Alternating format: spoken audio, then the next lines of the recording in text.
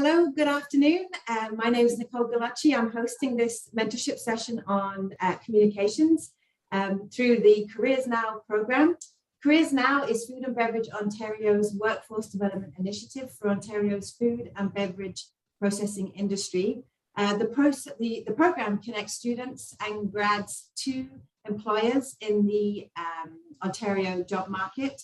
And we're offering things like these mentorship sessions as well as job fairs, job ready, skills training, and you can access all of this via Job Seeker, the CareersNOW Job Seeker portal, which we'll put up in the chat now, so you can access that and start and create your profile.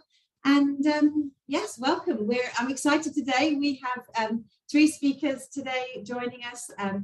Isabel Doctor, who is our program leader. So I'm excited to have Isabel join us today, the first session that we've had her on, and Catherine and Stephen. So we'll go right ahead. We will finish at 5, I should add. Please think of some questions and we'll ask those throughout the session. You can put them in the chat and I'll certainly ask our speakers. And if we don't get around to all of them, we can certainly ask them afterwards and get the answers for you. So each person will speak for about 10 minutes about their career progression, how they started in the career that they're in, their education, all that good stuff. And as I say, we'll open it up to questions afterwards. So Catherine, if you want to go ahead. Thanks, Nicole. Thank you to CareersNOW for having me here today. I'm excited to be here with everyone.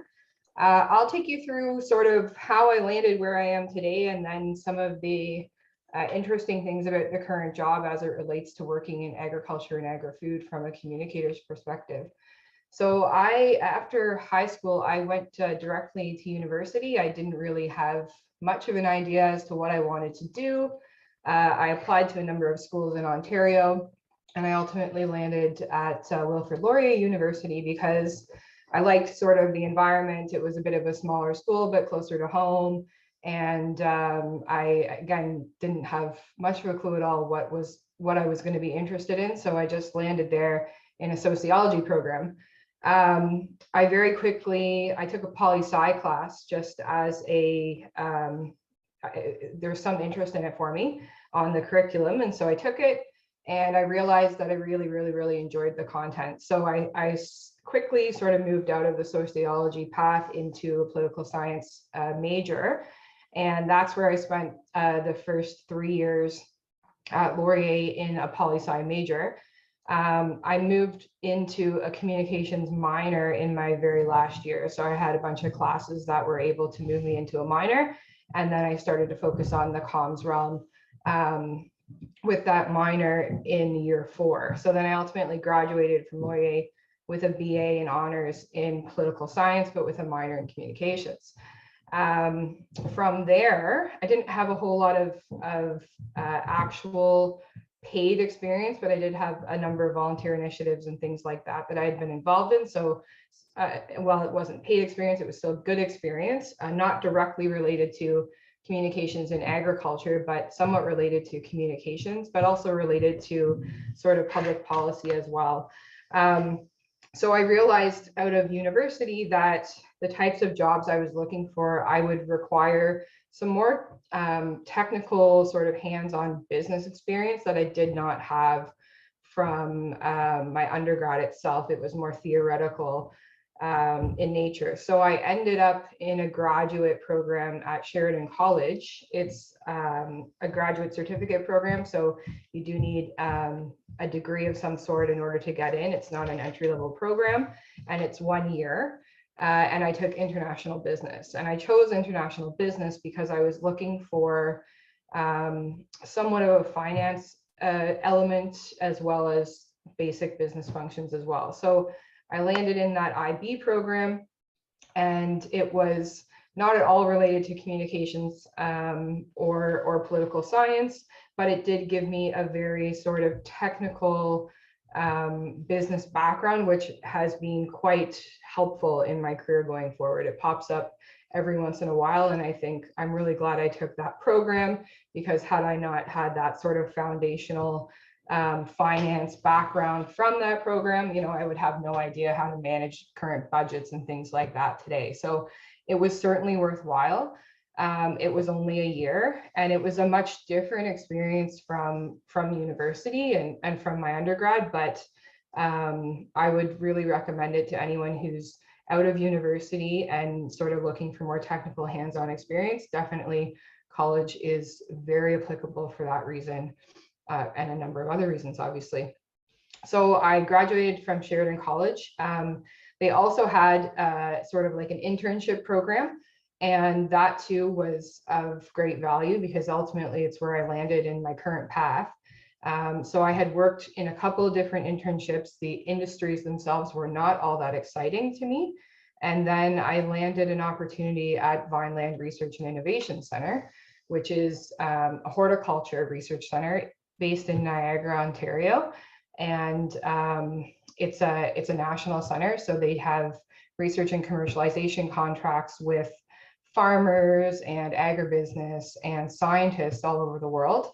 And they're trying to sort of raise the profile of horticultural research in the country. And also, there's a number of programs that are in place to help farmers and the local agri-food industry. So very cool place. When I got there, it was sort of in its infancy. It was a government research center that had not had a ton of money rolled into it in the last couple of decades, and they needed to reinvest. And so I got there at a great time because we were able to sort of design the communications and PR programs from the ground up.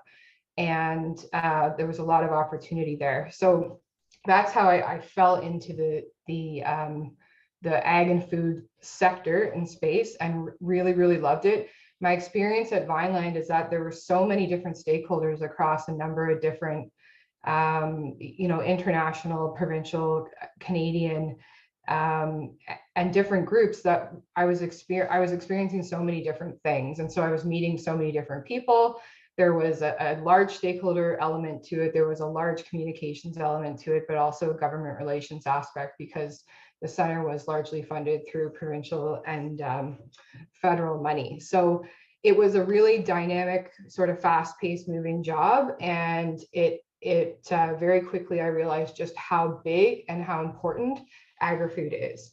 And there's so many opportunities in this sector, in a number of different ways. People don't traditionally think about communication jobs in agriculture. And there's so much opportunity to tell our story, to all kinds of different stakeholders. It's so very important. And without the right people and the right tools in place, we're not getting our message out to Ontarian and Canadian consumers alike. And so that's where comms is really important and also very exciting. So I spent 5 years roughly at Vineland, really loved it. Again, it was such a great opportunity. And then I had an opportunity to move to Chicken Farmers of Ontario. So that's currently where I am today. I've been there I'm in my 9th year now. I started at CFO as a manager of communications. And today I'm currently the Senior Director of Communications and Stakeholder Relations. So I've managed to build my career at CFO over almost the last decade. And it is also sort of a very fast-paced and dynamic organization. CFO, so we represent the chicken farmers in the province, but we're also part of a supply managed system, which ensures that Canadians have access to, safe, reliable chicken, and that we're matching supply with demand. And so there's a large regulatory component to the work at CFO, which is one aspect of it. There's a large government relations component to the work at CFO, which is another aspect of it. And then there's the sort of comms, ag and food, and farmer relations aspect of the job. So the role of a communicator at CFO or with a commodity board is also really dynamic. Every day is different. We're dealing with live animals, and so that has, a number of implications. We're dealing with all kinds of regulatory provisions, and ultimately, ensuring that Ontarians have a steady supply of access to locally grown food. And without food, what do we have? So it's, at the end of the day, it's something that's, I think it's really meaningful work. It's very, I say to people all the time, like, you have no idea how fast-paced and dynamic this organization is. Nobody believes me, but it is true. There's always something going on, and there's always a challenge, but there's always an opportunity. And I've also, over the years, I've really come to appreciate working with farmers. They're just, such a great group of people that ultimately they're very community and these are family-run farms, and they're doing their best to feed Ontarians and feed Canadians. And it's a group of people that I really enjoy working with. So that's sort of my very quick sort of forte into comms. I'll stay in this industry. Agri-food, I'm on the agriculture side, but agri-food is huge. So many opportunities in agri-food right now. And so, it's a sector that continues to grow. We'll always be feeding people, and there will always be opportunities for comms jobs in this sector. Thank you, Catherine. That's awesome. I have a bunch of questions, but I'll leave questions to the end. But before we move on to Isabel, I do have one quick question. Sure. Because I'll forget. You mentioned you've been in your current position for about 9 years. Mm-hmm. How's it changed from when you started? I mean, the world has changed. Everything's turned on its head right now in particular, but really since the day you started, how's your actual role changed? Yeah, that's a great question. So many ways. My specific industry has evolved so much. We've really focused on the use of technology. And so when I joined CFO, it was very much a paper-based business with all these regulatory processes, being done on paper. Today, everything is fully digitized. The farmers are running their business from the barn, from an iPad, in order to do all their reporting requirements and things like that. So that's one side of sort of the comm work that has been really revolutionary since I got there. But just changing consumer demands. So over the last 9 years, consumer demands for chicken choices has really changed. And so Chicken Farmers of Ontario has had to be incredibly proactive and progressive in order to keep up with changing consumer demands. And so a lot of the work that I do rolls into, ensuring that we are continuing to provide Ontarians with the chicken that they want, and making sure we have programs in place for the farmers to be able to deliver. So as those demands quickly change and evolve, we have to be there and ready to go. From a management perspective, so I came in as a manager. I didn't have any direct reports at the time. I now manage a full team of about 4 FTEs who are specialists in their role. So somebody works in GR, somebody works on the farmer side of things, on the corporate side of things, and then we have some administrators. So that has also really changed for me, and that the people management piece is a big part of it, and that's certainly evolved as the role has grown. Thank you. I've got lots more questions around just how the communications career path, I think, is much more in demand, but we'll perhaps hear from Isabel next, and Stephen, and we can explore that a bit with all of us. But thank you so much. Thanks, Nicole.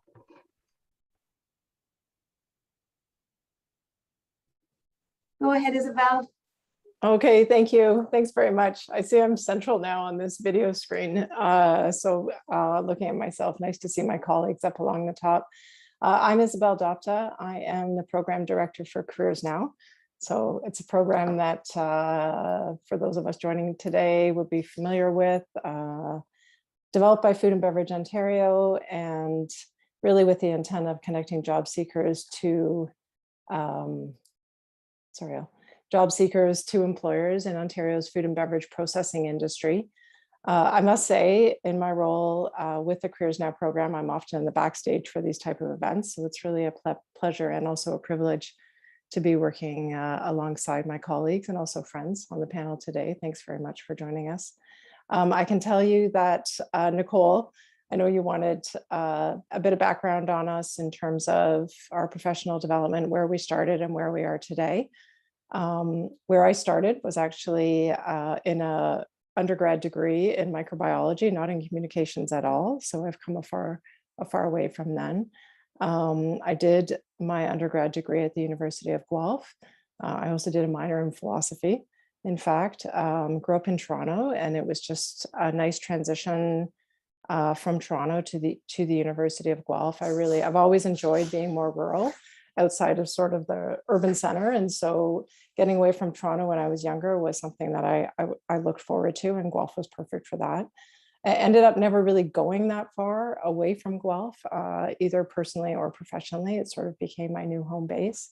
I graduated from the University of Guelph, and first stop was through connections, as these things often happen, networking that happens within education and professionals that you meet when you're in university. So my first job ended up with the Agricultural Adaptation Council, and that's where I started. I started my career right from the very beginning in the agri-food industry. The Agricultural Adaptation Council still exists. It's been around for many, many years now, and they deliver federal and provincial funding programs specifically in support of the food and beverage processing industry and also farming industry in Ontario. And I started in a project coordinator role, really learned quickly, did quite a bit of reporting to a board and worked with stakeholders, which meant I worked directly with the nonprofits that represent farmers and food processors, and even retailers, actually, in Ontario's agri-food industry, and worked with those stakeholders in developing projects that would support their particular sector, whatever it might have been. Could have been in the general space of innovation, could have been in labor or workforce development, could have been with new technology, and then liaised with government bodies and helping those particular stakeholders secure funding so that they could develop their project and support their members. And again, their members were often farmers and processors and sometimes in retail. So after a few years there, did a few different jobs. I can say I've been around a while now, so I'll just sort of summarize the next few jobs. Did quite a few different jobs working in sort of communications and policy. For nonprofit groups, again, representing farmers and processors and retailers in the industry. And so there's really a close overlap for communicators often in this industry in terms of understanding policy issues or public policy issues that are impacting the industry. And those have to be articulated well, back so that everyone understands. So when we talk about public policy, we're also often talking about regulations. And so there's a lot of writing, communicating, outreach that has to be done on issues that are impacting the industry, or are of concern for whether it be consumers or the general public, or government bodies are feeling that they need to make changes or drive improvements to support the industry. And so this is across all sectors, all economic sectors in the country. It's not exclusive to agri-food. But that was sort of the space that I found myself working in. And when you're working in policy and you're doing communications around policy, you can't help it. You end up dabbling into lobbying or advocacy. And so again, everyone knows what happens with lobbyists. I've never been a lobbyist proper, but I've certainly worked in that general space and been supportive of lobbyists that really, again, need to just connect with government officials, political officials, and have those conversations that are necessary to drive change that are beneficial for the industry, beneficial to consumers, beneficial to society. And there's a lot of communications that happens around that, a lot of writing and a lot of outreach and engagement. So it all marries up quite nicely. That led me into, I ended up being recruited into a role with the provincial government. The government of the day was Liberal.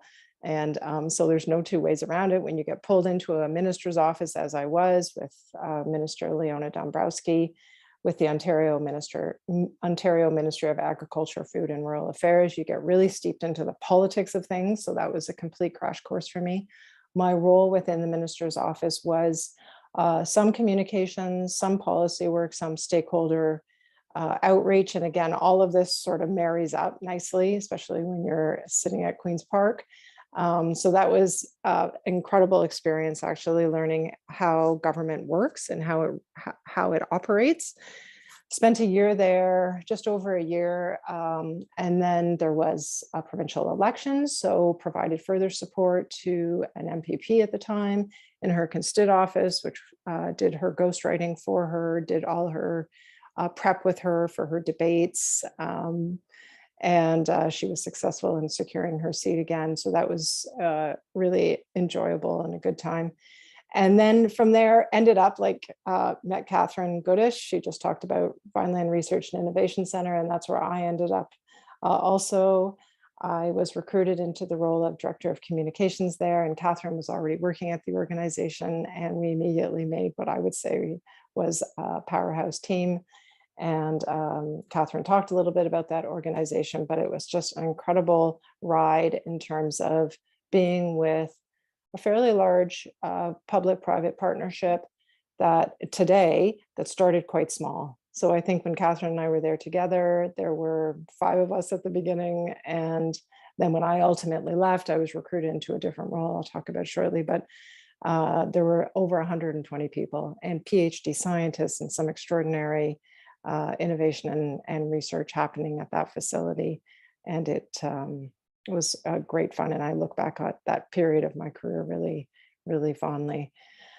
From there, I was recruited after the time that I had at Vineland Research and Innovation Center. I was recruited into an organization that's now known as Food and Beverage Ontario. So it's the organization that runs CareersNOW, but previously was called the Alliance of Ontario Food Processors. The board of directors was very interested in doing a full rebrand and governance overhaul of the organization so that it better represented Ontario's 4,000 food and beverage processors, which and also did a much better job highlighting the importance, the sort of the criticalness of the industry to the well-being and health of not just Ontarians, but Canadians and people around the globe.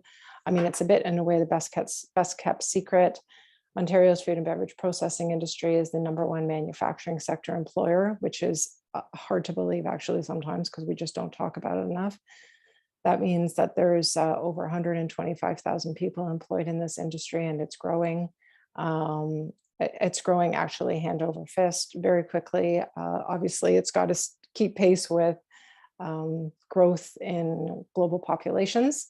And so the demand for the workforce to develop, and not just develop in terms of people, of course, that's key, but also in terms of skills development and skills training is so important.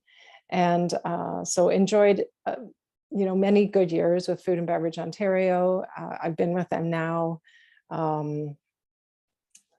I guess that would be 10 years, which is incredible, almost 10 years, and launched CareersNOW just sort of last year, at the beginning of last year, specifically to try to let people know more about the industry, let them know more about the career pathways, the educational pathways, and really help them understand that there's a great opportunity to build a career. And you can imagine the communications that revolves around delivering a program of this size.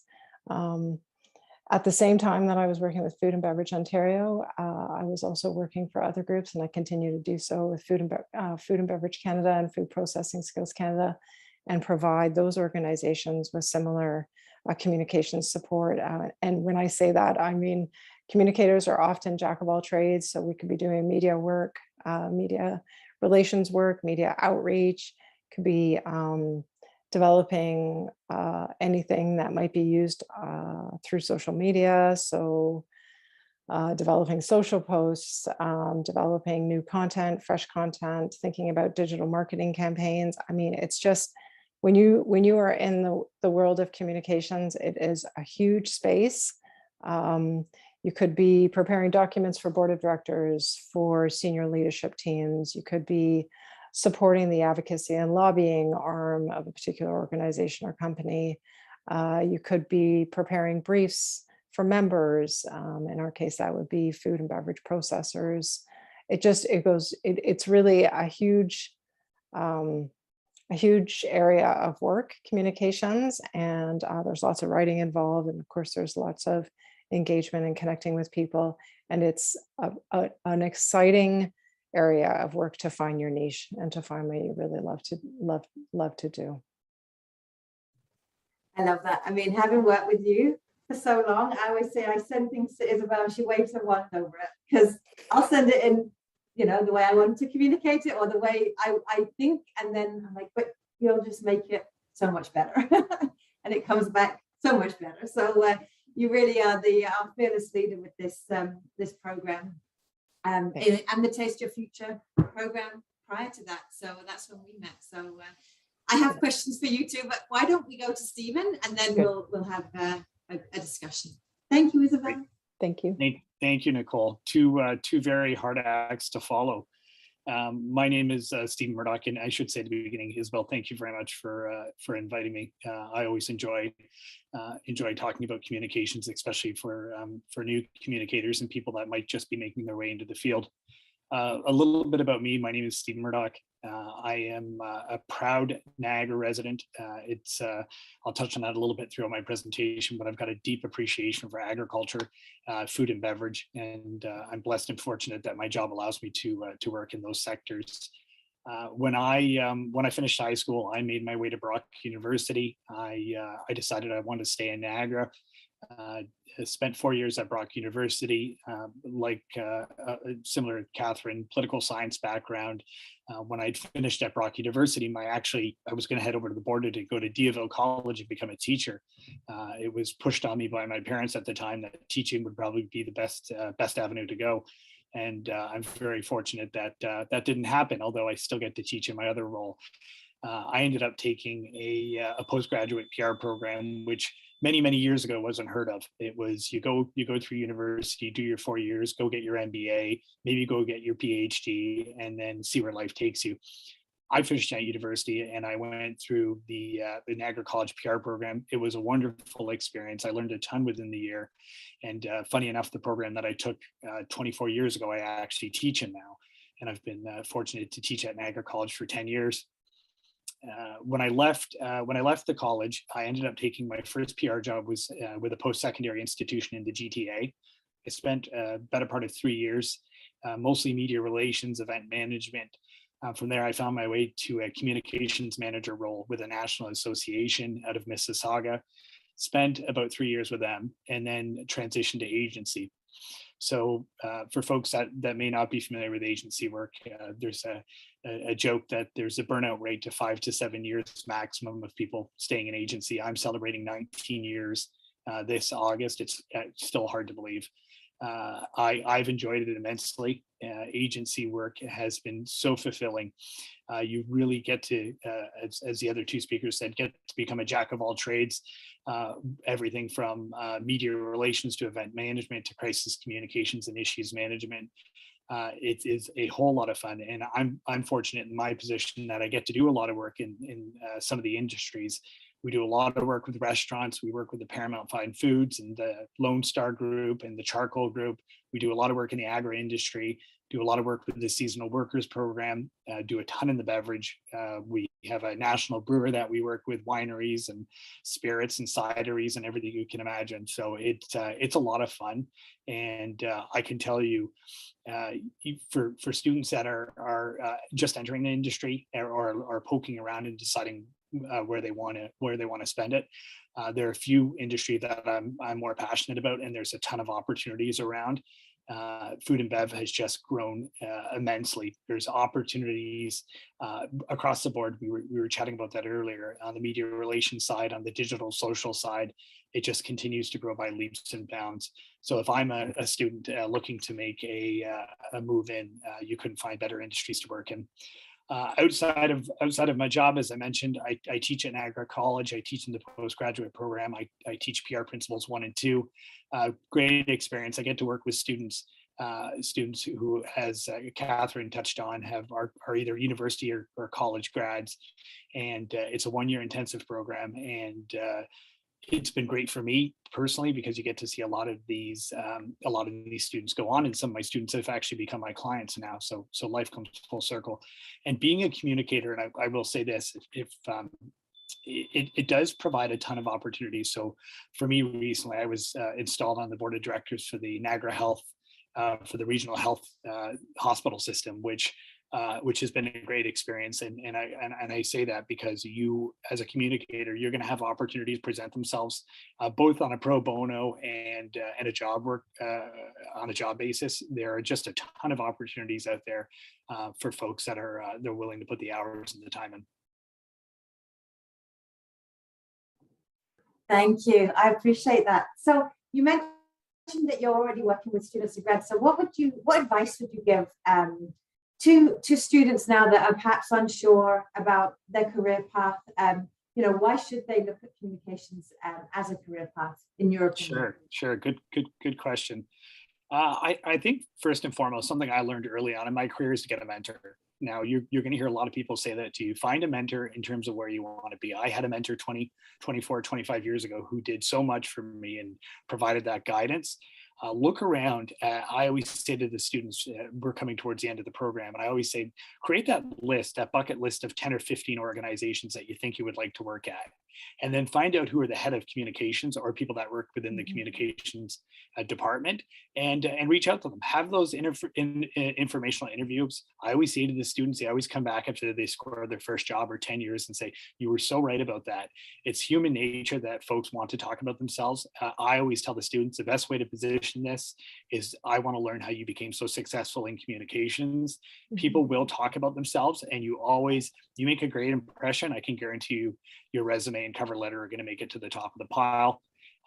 Outside of that, volunteer. I think it's super important. There are a lot of organizations, especially in the food and beverage sector, who can use your expertise that may not have a budget for a full-time or part-time communications person. It's a win-win. It's a great way for you to meet stakeholders from the industry, and it's a great way for you to build your portfolio. So when you have the opportunity to do that, and then there's those vertical organizations like CPRS and IBC, the Canadian Public Relations Society and the International Association of Business Communicators, that have a ton of opportunities for you, especially if you're starting in your career. You can meet like-minded people. So there's a plethora of things that you can be doing if you're just starting your career in communications. It's interesting you mentioned mentors. In previous discussions we've had, one of the things that kept coming up is some mentors often find you. So if you're going above and beyond and really putting in an effort in your, whether it's at school or whether you're starting your job search or in your first job, if you're showing that you care and you're really putting forward a good effort, a mentor will seek you out. You don't always have to seek them out. They'll say, I see something in you and I want you to succeed and I'm going to help you get there. But we see a lot, we sort of hear from people that say, well, I reach out to people on LinkedIn and I say, will you be my mentor?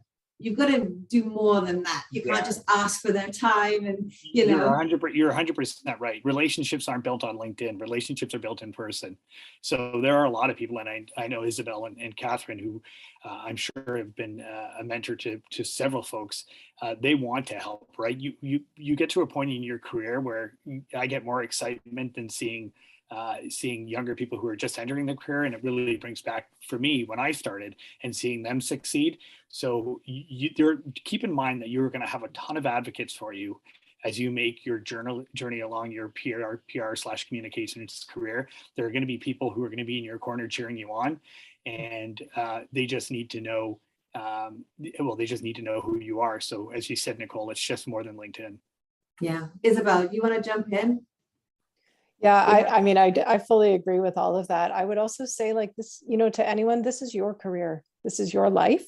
So follow your gut, follow your instinct. You enjoy, try something, you enjoy it, stick with it. You admire the way someone conducts themselves. They have a sense of professionalism that you'd like to mirror. It feels good when you watch them. Like, go with it. I think it's tough when you're younger because it's easy to get pulled around a little bit, like kind of, like steer your own ship. So find people that you want to work with, really follow your visceral responses, your impressions, your gut, your instinct when it comes to a job. And if it doesn't feel right, it's okay to say, you know what, maybe I'm going to take a little move to the right or move to the left. Because that would be certainly, it takes time, but by following your own motivations and making sure you're true to yourself, you can enjoy every step of the way. Yeah, I agree with that, Isabel. Yeah, your gut tells you a lot, and It we all does. have our own moral compass, as I like to call it, or internal moral compass, and that'll help guide you in terms of where you go for a career and what's the best fit for you. You just really have to listen to your gut and follow your moral compass, and things just have a way of falling into place. It's true. Often your career finds you. Oftentimes, I mean, you know, you may have a plan, and there's things you don't even know about that will come into your path and you hadn't even thought of. And I mean, you mentioned it's about microbiology. I didn't know that you started out. You know, you know, it's like you just don't know what you don't know until you start on your path and the jobs that are available in an industry. And certainly that's the case in food and beverage. We find that. And we certainly share that message that until you're in the industry, you have no idea what the different pathways are. I see a question already. How would you suggest finding a mentor with everything being remote right now? Catherine, you want to go for that one, and we'll just go around. Sure. Yeah, I think it's such a fair question. Like, the pandemic has certainly challenged the way we work, and you know, what we would consider normal networking experiences post or pre-COVID. I would you know, go back to basics and start with a phone call. So find out who it is that you want to speak with, and find a way to talk to them. You know, being conscious of their time, asking them would be a good time to connect, and then start talking on the phone. Stephen said it, like, LinkedIn is, you know, there's a lot going on LinkedIn, and it certainly serves all kinds of purposes, but to get somebody's undivided attention on LinkedIn is going to be difficult, especially right now. So try your best to get a personal connection in, and pick up the phone. I think we forget to pick up the phone these days, and there's such value in it still. Isabel, what are your thoughts there? Yeah, I completely agree. Like, with Catherine about picking up the phone, it's almost like a renaissance, right? We're going back to, you know, can't do everything online. This is as close as we get to in-person meetings right here. We're doing it now.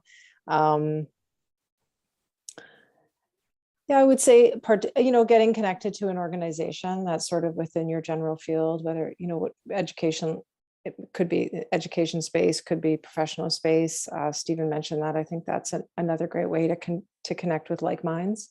I think you want to be around people that speak to what you want to be or where you see yourself in the future. So find that space. I mean, maybe Nanvi, you can ask us a more specific question, and we can even be of better help, better assistance to you with this particular question. But yeah, I really think, I mean, most of the work I do is in the nonprofit space. So it's organizations that represent members and constituents. And one of the main reasons that they become members and constituents of a nonprofit is so that they are part of a community, and so that they can learn from others, and they're with their own, you know, like-minded individuals. So same in a way, like the nonprofit sector does something similar to what mentorship does also. Yeah, I think I'm a bit of a silver linings person, always look for the positive in any situation. And while COVID has brought a ton of negative to our world, I think a lot of things like this, things like the job fairs we're hosting, they wouldn't have probably been something we would have done virtually. And I do think that opens up the door to a lot of people that perhaps wouldn't have been able to attend some of these events. You know, there's a lot more online. I'm hoping going forward there is more of that hybrid, because, you know, I've talked to lots of people that said, I'm nervous, I'm shy, I'm an introvert, I wouldn't go to a trade show or these events that we used to so often say, you got to network, you got to go to trade shows, you got to do this. And there's a certain pocket of the population, certainly new grads and students that are just starting out, that, you know, they feel intimidated and they wouldn't go, but they're much more likely to go online. They could stay quiet, and then, you know, when they feel ready, reach out and ask questions and that sort of thing. So I think there's a lot of positives too. So, you know, Stephen, I don't know if you have anything to add. No, that's a great question, Navneet. I think at the end of the day, you have to remember that most mentors realize this is unusual time. These are unusual times. So folks know that. I still think, as Catherine said, pick up the phone and get to know these folks. But there's nothing hurting you having an informational interview on Zoom. To be honest with you, I've done a lot of them, and sometimes based on my schedule, it's a lot easier for me to do those than it is to drive into downtown Toronto. Right, for someone like me who's 2.5 hours, it's a 5-hour jaunt before we've even spoken, or 5 hours, sorry, going both ways. But people realize that, and I think most will want to meet with you. So do that. Find if food and beverage, find out some of those organizations, who the people are that are working in comms, and set up those conversations. And be prepared. Come with a list of questions. There is nothing worse. And do your homework. I can't make. I'm always surprised how many folks don't do their homework and literally sit down and will say, "Well, tell me about your organization." Well, I want to know what you know about my organization. So come prepared, have those list of questions, and create that email. I'm not a big fan of templates, but create that email template that you can use for email introduction, and try to fine tune it and meet with people online until the pandemic is over. It's interesting. I recently am working with some new grads that just started co-op students at we've got about 4 or 5 on recently, and I was asked, like, I'm doing my normal onboarding, and this is my, like, in terms of actually as a manager hiring co-ops, so it's sort of my initial. I've worked with students and grads a lot, but actually bringing them onboarding into an organization, it's kind of a new experience. And one of them asked, "Why do you love your job?" Like, I would love to hear why you love. I started Food Grads, and the company was sold to the company I now work for. So it was like, why did you start Food Grads? And really dig in to understand the why. And I love that this new generation, they care about that. Like, it kind of caught me off guard because no one's really asked me that, not for a long time anyway. And I thought it was really cool that they want to know, why do you do what you do? Like, what is the purpose behind it? And I think it's not just about making money anymore, for this new generation coming in. So yeah, I think that's just having the right questions, like you say, Stephen, doing your research, but truly genuinely connecting and having good questions makes all the difference. Do we have any more questions from anyone watching right now? Before I I want to broaden my knowledge before I attempt to write blogs, articles. Listening to podcasts are a good way to start. Yep. Yes. Yeah, they are great, and start to follow the blogs of the people that either the topics you want to write about, or just people that have well-written blogs. I always say that. 2 things: find people that write good blogs, and try to understand why their content resonates with their audience. And number 2, if you specifically want to blog or write articles about a specific industry, find out if it's food and bev. Go on foodincanada.com, go on foodservicehospitality.com, go on these websites, check out the editors and see what they're writing about. And a lot of time, we're in a content world. There's no reason that as you fine tune your skills as a writer, that can't become a bit of a side hustle, and you can start making money writing content. That's very true. Does anyone else want to say anything around that? Because I can. I've got a question for Stephen, actually, Nicole, based on what he just said. So Stephen, what do you teach in your program around building your own brand online? Yeah, that's a very good question. We talk a lot about this, actually, about building your brand, and more importantly, keeping your brand clean.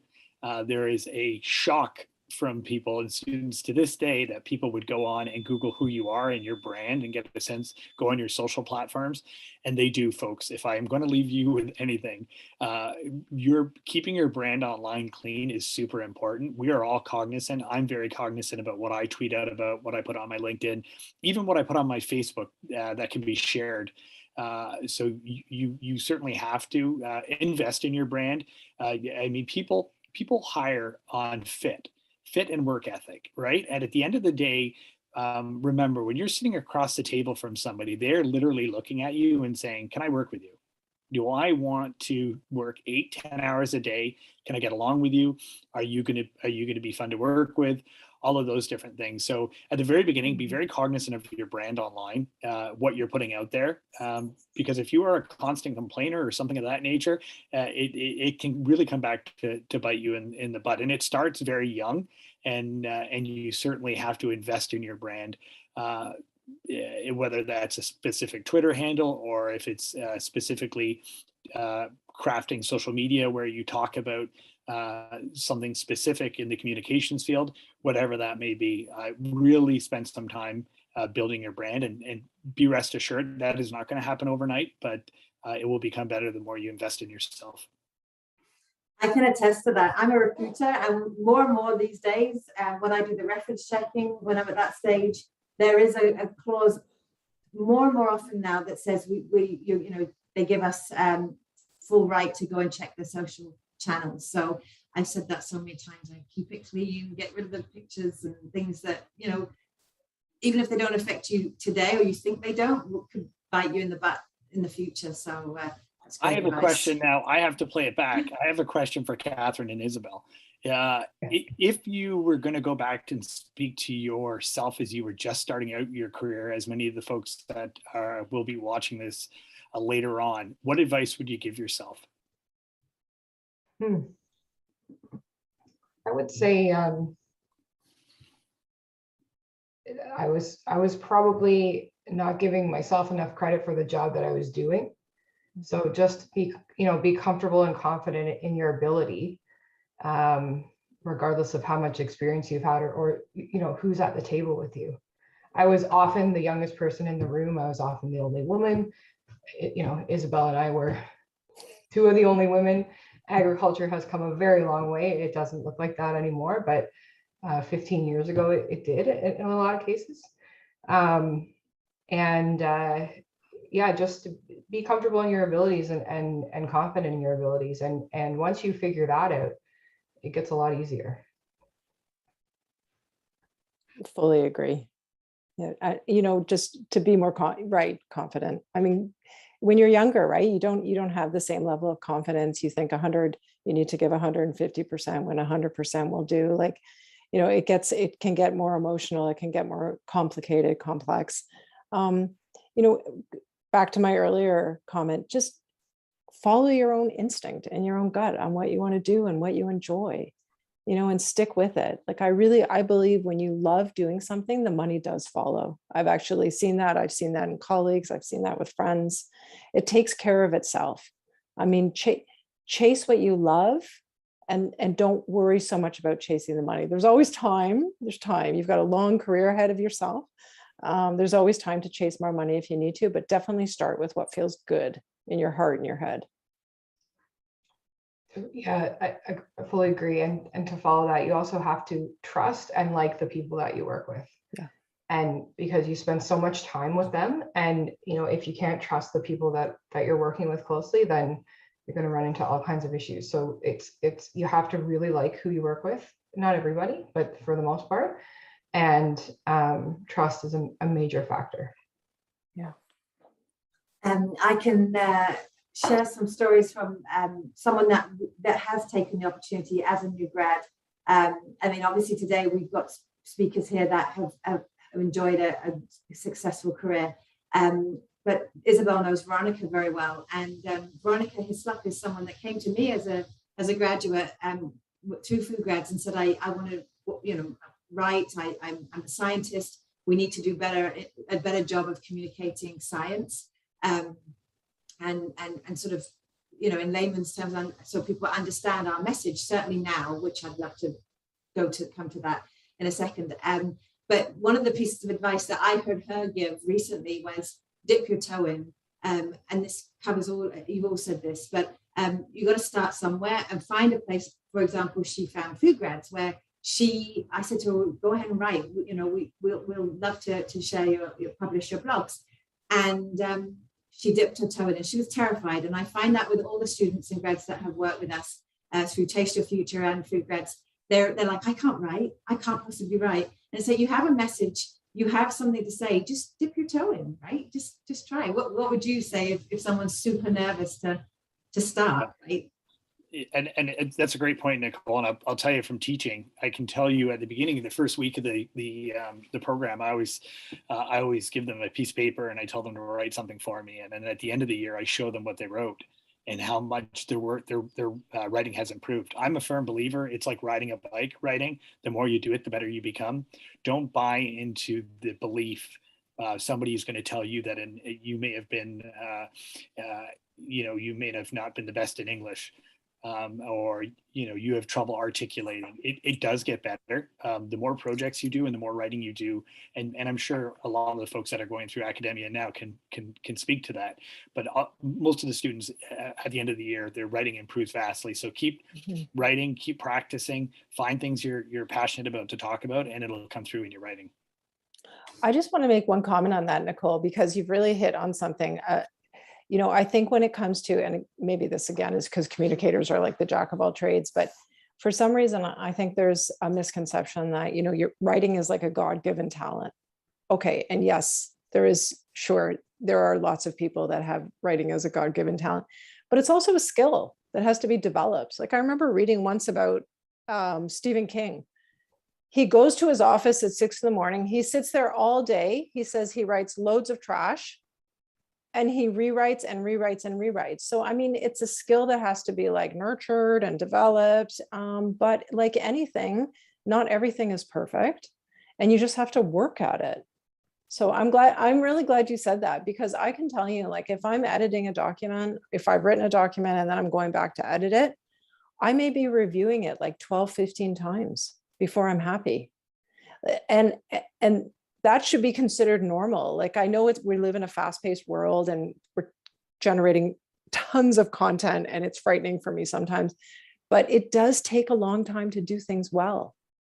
And to accept that and be comfortable in that. Yeah, and that's a great point, Isabel. And find somebody in your life who you can share your content with, who you can be honest and forthcoming with. I know at our agency, nothing goes out the door without 2 or 3 sets of eyes going on it. Yes. It's a rule. We just have, it doesn't matter. And these are people who are, I'm fortunate, I work with 7 or 8 former journalists. So these are women and men that have been worked in newsrooms, led newsrooms, you name it. And everything they write still gets checked by somebody else. So just keep that in mind. Even the professionals or the former professionals, writers, they go through the same checks and balances. So find somebody in your life, whether that's mom or dad, a sibling, a friend, a partner, yes. and just sit and be very raw and honest. I've done it with my family members and friends and said, can you read this? What do you think? And it's super important, not for validation, just to know that you're headed in the right direction and that you can do this. And it'll serve you well. It'll serve you well in terms of how you write your emails, to how you create blogs, to how you communicate with your colleagues, right across the board. I'd agree with that. And it's so important to understand your audience. It makes it a lot easier to write something when you understand your audience.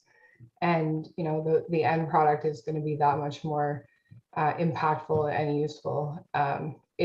Especially in communications for agriculture, agri-food, food and beverage. Like we have a number of different audiences on a number of different things that we push out the door, and you have to be careful, from a number of different angles. And I still do a lot of writing every day. I write at least something, and my key stakeholders are farmers. I put myself in the barn in my mind, and I think, okay, these farmers are super busy, and they're going to get this communication on their phone in the barn, and they only have a few minutes to digest what it is we're trying to say, and what we're saying is really important. So how am I going to get that across? And if you can sort of start from a place like that and then put pen to paper, I find that's very helpful. And it's less overwhelming to actually, write something that is meaningful and people understand what we're writing is not, it's often complicated. We have 5 minutes left, and before we went live, Stephen, you mentioned you've never seen so many jobs in this arena, in this space. Obviously, we're promoting the food and beverage industry as a place to carve out your career. We say to students over and over, if you're looking at Maslow's hierarchy of needs, if you're going to invest your time and energy, what's not going anywhere? And it's, food, air, all those things, housing, you look shelter, you look at the the bottom run there, and you can't go wrong with carving out a career in food and beverage. But you mentioned that communication, PR, those types of roles that you've never seen so many. Why do you think that is? I think organizations are organizations are realizing how important it is. I can tell you, when I started my career, most senior PR people didn't have a position at the table. And when I say that, the senior management table in terms of direction of a company, where a say in where the company was headed, anything of that nature. And that has completely changed. We're seeing several CEOs of companies are former communications people, so they understand the importance of it. I think a lot of companies, and to be honest with you, I think the pandemic in many ways has really shone a light on how important communications is, both internally and externally. I know a lot of organizations we work with have invested heavily in internal communications, because there are a lot of organizations that post-pandemic are either going to a hybrid model or are going to have their folks working at home from on a regular basis. So as Catherine had talked about audience, right? Knowing your audience and then realizing the importance of communicating and communicating to them correctly. And it's the same thing, everything in our industry. I can tell you from working at an agency, nothing's siloed anymore. It's not marketing, ad, public relations, government relations. Everything is integrated and comes together, and it's all campaign driven. So communications is extremely important. And I should say, when we think communications, just don't think of somebody who's sitting in a corner writing press releases and sending them out. There are a plethora of jobs. Social digital is a big one. I tell the students at the college all the time. I have several former students that have gone on and are now social media managers who are running 5 or 6 social platforms, LinkedIn, Instagram, YouTube, and are creating 6 different social media calendars, and 6, those audiences on those platforms are totally different. So you're creating content. So there are a lot of opportunities that weren't around when I first came into the industry. So you're at a very good time in your life where, especially in this industry, and I mean that sincerely, you could not have found, and Catherine was talking about the farming community, the agri, food and beverage are some of the best people to work with. They're good people, they're honest people, and they're appreciative of when you do good work. Isabel or Catherine, you want to add to that? No, I mean, I think you've summed it up. It's a fantastic industry to work in, and it's growing. Like that to me is really exciting also. I mean, we have a growing population around the globe. That means more people have to eat. And there's also higher demands. Like there's, consumer, Catherine talked about it earlier, consumer preferences are changing, demand is adjusting, diets are switching, countries are developing, expectations are higher in terms of food choices, premium products, and there's just a huge number of roles in this industry. And communications, I mean, we say it's like a giant bucket of a career focus area, but there's lots of really important roles. And yeah, it's great to talk about it and great to sit on this panel today. Thank you. Thank you. I could keep talking because I have a load more questions, but I know we're creeping up to 5. I was going to say there's a lot of mistrust and lots of content out there. So it's learning what to believe and what not to believe. And that's where we need effective communicators, people that have that conscience to put, good work out. So I think my son might be following in your guys' footsteps. So I'm so proud that he's doing that. And to your point, Stephen was not very encouraged at the sort of elementary level, in terms of, or not strong in English necessarily, but really found his way because he enjoys it. So I think that's key. And I can't thank you all enough for joining us today. We might be bugging you for some additional content because I do have a lot more questions, and I can see us connecting you with our marketing team and maybe doing some profiling because I think there's a lot more we can talk about. But again, it's 5 o'clock. I said I'd let you go at 5. I know you've all got things to do. So thank you so much. Thank you everyone for joining us. And if you have additional questions, please reach out. Check the chat right now, and you can see the links to create your profile on CareersNOW Job Seeker. And we'll see you next week if you are interested in learning about engineering careers. So thanks again. Take care.